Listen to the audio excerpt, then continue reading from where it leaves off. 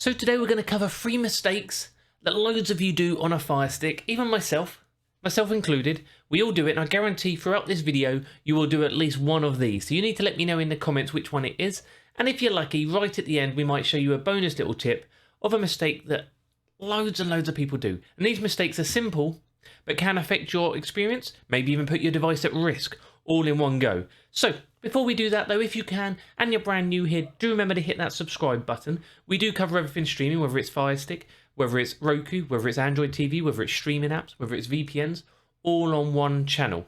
And today we're going to do a few tips, mainly reminders, where we go through loads of things, and even myself, I forget to tell you about one of these. And we're going to start off with it now. So first of all, go to your settings menu, on your Firestick, Fire TVs, go to My Fire TV, and on here, get into your developer options. If you do not have developer options, you have not made this mistake, simple as. But in your developer options, you have something called ADB Debugging, and we turn this on to install apps from other websites. We turn this on to install apps from other websites, mainly because that's how it works. You need to make that connection over the network, and we turn on install unknown apps as well. We turn them both on when we install apps from third-party websites, whichever apps you install, none of my business. But what we all forget to do is turn it off again. Okay? We need to turn it off after you've installed the app. I used to tell you all on every video afterwards. For some reason, I've stopped doing that. Okay, what does ADB Debugging do?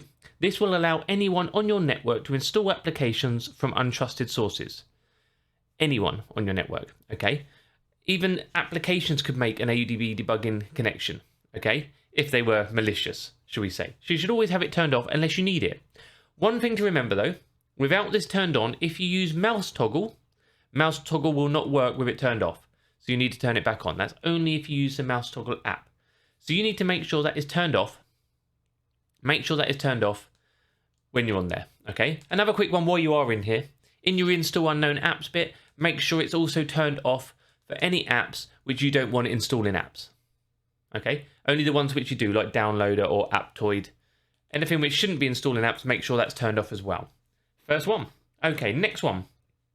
Back to your home screen. We're going to go to settings again. So all the way across to settings. We're going to go into My Fire TV. And we're going to go into About. In here, we're going to look at storage. Storage is really key. And many of us make this mistake. We fill up our Firesticks, Fire TVs to the brim. That's not a good idea. Personally, I like to leave 1 GB spare. 1 GB spare. And I'll show you in a minute. You can fit loads of apps on the storage which is on there. This is in your internal storage. If you've got external storage, you still want to try and keep a decent amount spare. I'm sure half a gigabyte will be fine. But you need space. So when you are watching a movie, that little bit of film does download to your device. Even if it's only a temporary file, which downloads, it will download, then delete itself. But you need space for that to happen. So if you're watching a file or a film where the file is huge, even that little bit you download to watch, that sort of buffer area, you're going to need space for that to store. And you might wonder, why is this buffering? That's because there's not even enough space for it to download sometimes. You also might want it because when you open applications, the cache will need to go somewhere. And if you don't want all these warnings all the time, saying clear some space, clear some storage, you want to make sure you leave at least, I like to leave 1 GB. I know some of you will probably go lower than that, but that's my personal opinion. But make sure you leave some space on your device. A way to find some space, if you go into your Downloader app, if you use Downloader that is, if you use Downloader, in here, in your files, there'll be probably loads in there you can delete. You don't need any of the files which are in there. They're just install files that will free up loads of space for you if you haven't done that already. Again, another tip we like to tell you as we install apps on our videos. Okay, next up, talking of apps, let's go to your settings. Let's go to applications. Let's go to manage installed applications. Okay, in here, every application has a cache, okay? Clear cache, clear cache, clear cache, clear cache. And everyone seems to think if you clear those caches, it will make your device run faster. We done another video on this recently. We did it a lot more detail about this, but actually, the only time you need to clear cache is if an application isn't working correctly, if it's malfunctioning. if it isn't loading properly. It's not going to speed up your Fire Stick or your Fire TV, so you don't need to clear cache all the time. Cache is what downloads on your device from that application to help it load. It will help you remember what it's downloaded. It might be even just the thumbnails of certain movies and things like that. That's why these will always have a cache.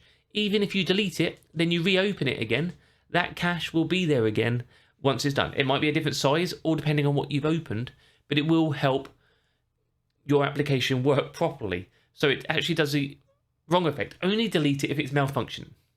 Again, another common mistake. Okay, a bonus one. A bonus one we can go with. Remember, let me know your thoughts underneath on these. A bonus one is holding down your home button.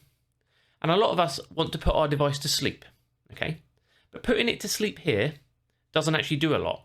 Yes, it will power down your device, so it might not overheat. But it doesn't stop it doing anything in the background. It doesn't stop most of the processes. This sleep isn't actually that important, whereas if you really wanted to put it to sleep, don't get me wrong, the devices can stay on all the time. But if you really wanted to put it to sleep, go to your settings, go to My Fire TV, go to Developer Options. Here's a time we can tell you if you do not have Developer Options, go to About, click on the name of your device at the top 7 times. Then when you go back, you've got Developer Options. Open Developer Options, and here you have Deep Sleep. So you can put your device into Deep Sleep, not just sleep. Put Amazon Fire TV Stick 4K Max into Deep Sleep. Network connectivity will be disabled. To wake your TV, press Select on the remote. When your TV is in Deep Sleep, you won't be able to use Remote Finder, multi-room music or home cinema system in your enabled speakers. So, again, if you use any of them, don't put it in Deep Sleep. Me personally, I don't put it into sleep at all.